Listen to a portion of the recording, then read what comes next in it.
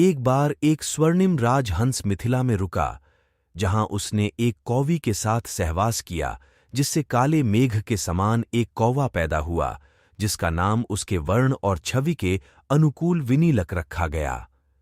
कुछ ही दिनों में हंस और कौवी अलग अलग हो गए और हंस फिर से हिमालय के निकटवर्ती एक सरोवर में वास करने लगा। वहां उसने एक सुंदर हंसी के साथ विवाह कर एक नया घर संसार बसाया।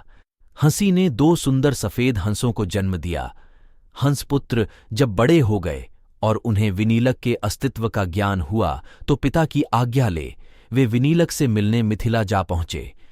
गंदे कूड़े के ढेर पर रहते विनीलक को उन्होंने अपने साथ पिता के पास हिमालय चलने का निमंत्रण दिया। विनीलक ने उनका निमंत्रण सहर्ष स्वीकार कर लिया।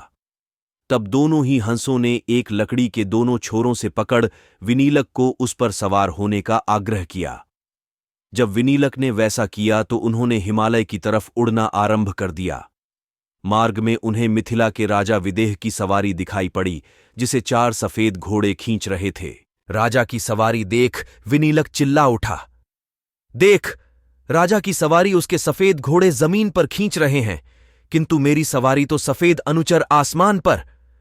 दोनों हंसों को कौवे की अपमानजनक वाणी से क्रोध तो बहुत आया, मगर पिता की भावनाओं को ध्यान में रखते हुए उन्होंने उसे नीचे नहीं गिराया और हिमालय में लाकर पिता के सामने रख दिया।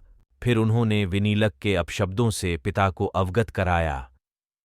विनीलक के गुणों को सुन पिता ने अपने दोनों पुत्रों को फिर से विनीलक को मिथिला छोड़ आने को कहा, क्योंकि वह हिमालय पर रहने योग्य नहीं था।